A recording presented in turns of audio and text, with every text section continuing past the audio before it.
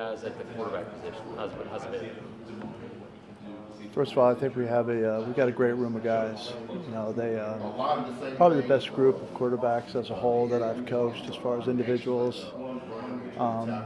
Their level of preparation, their desire to be good and to study, and to make sure that when they enter the field, they're well prepared to make great decisions, because ultimately that's the number one thing you have to have as a quarterback, is to be a great decision maker, and they've taken that to heart and absorbed a lot of information so far, and I think they're processing it really well. Ken, talk about the difference in a year ago not being able to be there on the field, and now, I mean, you've got to feel, much more comfortable and be able to really be the guy again. Well, I don't know if I'm the guy, but I certainly have a lot of help, right, with Coach Freeze and Jesse and Thomas, and feels a lot better for sure. And it's something I've done, my whole career, coaching quarterbacks, and obviously I feel very comfortable in that role, and take very seriously my responsibility to get that room prepared. They have to be the most prepared guy on the football field every time they take the field, and we don't have a lot of compromise in that area with them. Comfort is a word we've heard people talk about Payton. How different does he look from last year this time to now? He has a complete command of defensive recognition, a complete command of pressures, a complete command of protection. He sets all our protections for us. He is a very, very intelligent and smart quarterback. You can be intelligent and smart, but you have to have immediate recall in football in that position. You have to be able to get a play, immediately have a picture of that play, and know exactly what your rules are for execution and for the decision making, and then being able to implement it very quickly with different defensive structures that you're facing. And he has a tremendous recall of information. You don't have to show him a lot of looks. He's not a high rep quarterback. You can show him a look one time, and he'll recall it 3 or 4 days later. So that's going to serve him really well this year. He's doing really, really well. You talked about the I guess his recognition, or he said he can control schemes and blocking schemes and things like that. How much of that did he do last year? How much more is he doing this year? How much more are you trusting him with making calls on the field? Yeah, that's a really good question. I mean, he set our protections last year, but we're going to put more on his plate in the overall control of the offense. Checking things in the run game, getting us out of a pass concept to a better pass concept. In our RPO world, being able to put our receivers in the proper RPO by changing the two receiver combo or the single receiver combo based on defensive structure. And so all of that, the way we design it as far as preparing the quarterbacks, is as we game plan, there's a why behind everything, and there's layered learning throughout the week. So all the play designs and the rules will be attached to associated cut-ups. And then the practice will be structured in such a way that layers that learning throughout the week. So when he goes in the game, the probability for making great decisions, increases dramatically. And Payton will do he'll flourish in that environment. That's one of the reasons why we wanted him when we first got here. He played a lot of football, has a lot of experience, and he had quite a bit on his plate, his previous stop. So having a quarterback that does those things, how much does that help the rest of the guys around him? Because he's able to do you see that automatically bring everybody else up? It does. Like when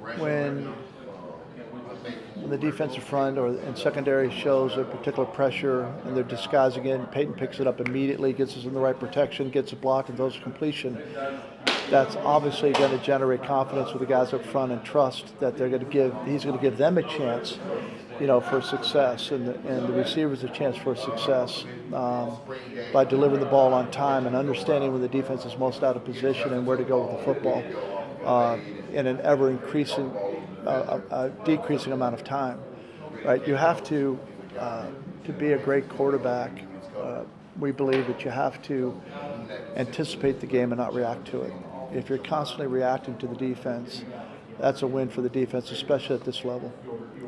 Talk about how some of the when you talk about the quarterback room, the other guys that are battling there, what have you seen? How have they progressed, or what do you see that they need to do?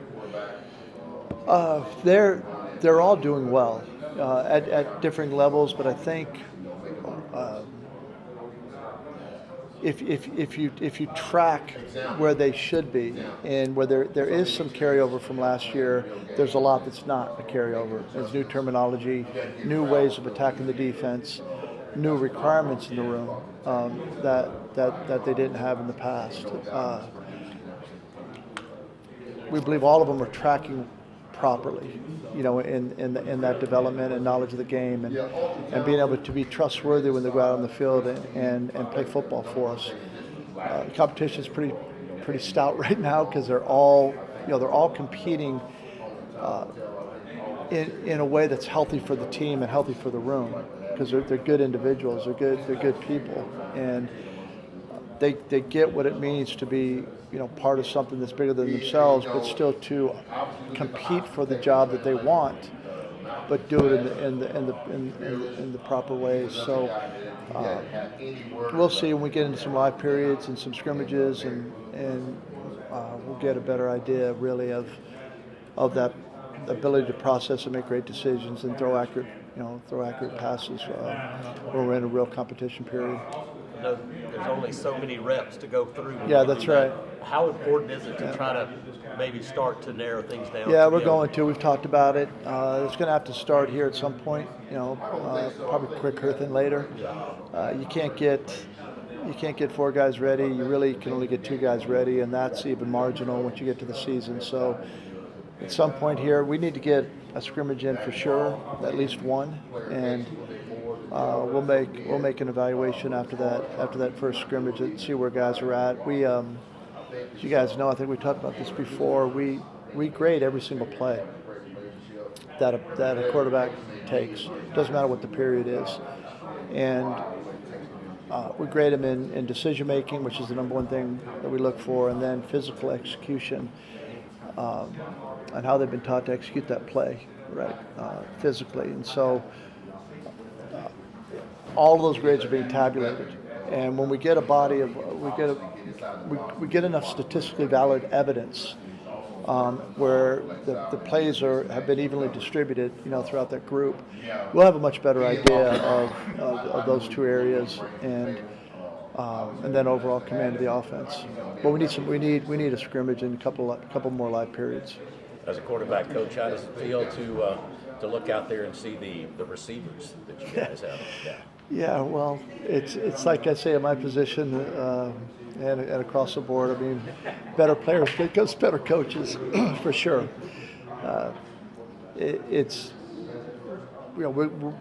We will need a couple of young guys to step up and play and be productive for us.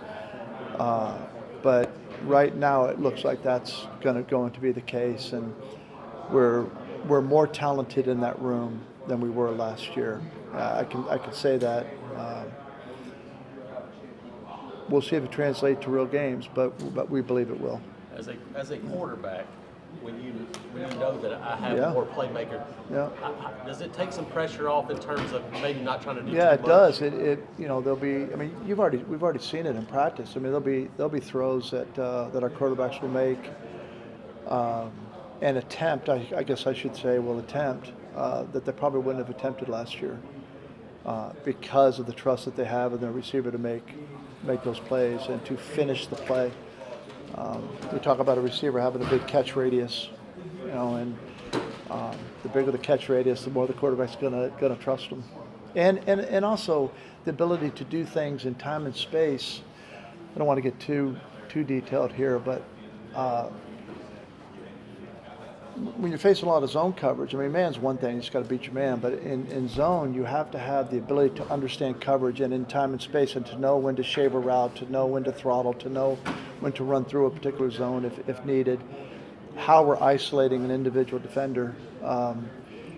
And they're doing a much better job of that right now than we've ever done, in that room, and that's going to pay off.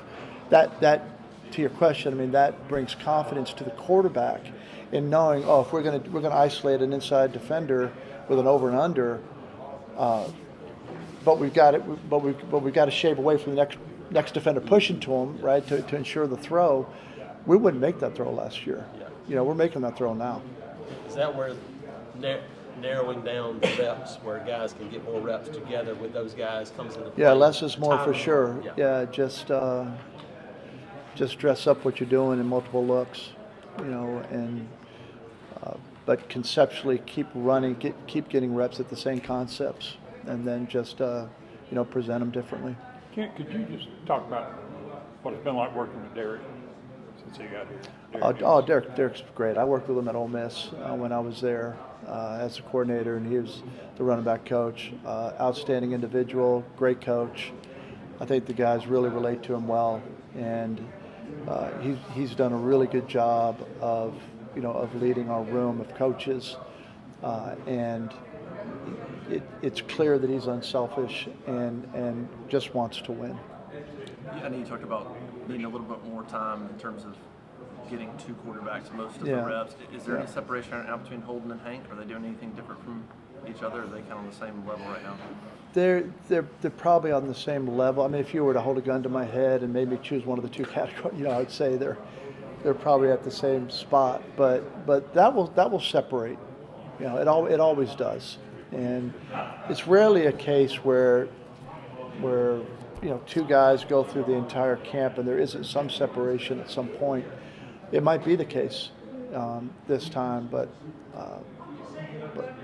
ask me that in a couple of weeks when we have a few more live periods under our belt. What about Walker? What have you seen him progression from the spring when he was heading to swimming, summer to kind of settle in? What have you seen out of him? He's first of all, he's an unbelievable person.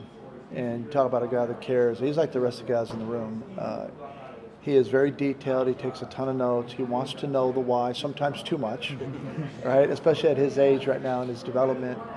I told Walker, I said, Walker, all you need is enough information to execute the play and nothing more.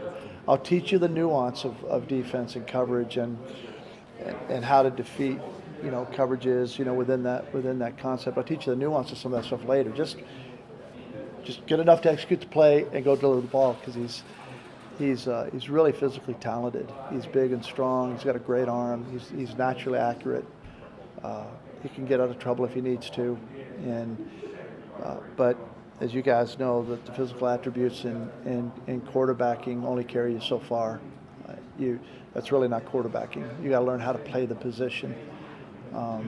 And be a real quarterback and be a real student of the game and understand defense like a defense coordinator understands it. You talked about Payton. What do you look for him between now and when you get into kind of game prep time? What do you look for out of him? What we have in right now after 3 installations, does he have a full command and understanding of those plays across the board where we can there's trust there in his execution of those plays, and that's done through, like I said, all the grading and the evidence on film. I got this fly. Man, I'm sorry, guys. I tracked a lot of flies for some reason. It's probably not a good thing. Good quality to have. And then as we add a little bit more. Right, and then we start to bring in some other operational things that he may control. We then have to evaluate that. So we have an understanding going into the season what we really want to put on his plate and what we don't want to put on his plate. The more that we can put on the quarterback's plate as far as flexibility on what we're doing on the field, where we're not letting a defense check our checks and coordinator check our checks and these types of things, where the quarterback can control some of that, we can play faster and keep the defense more off balance. And so we've just got to make a decision and try to determine how much of that we're going to give him.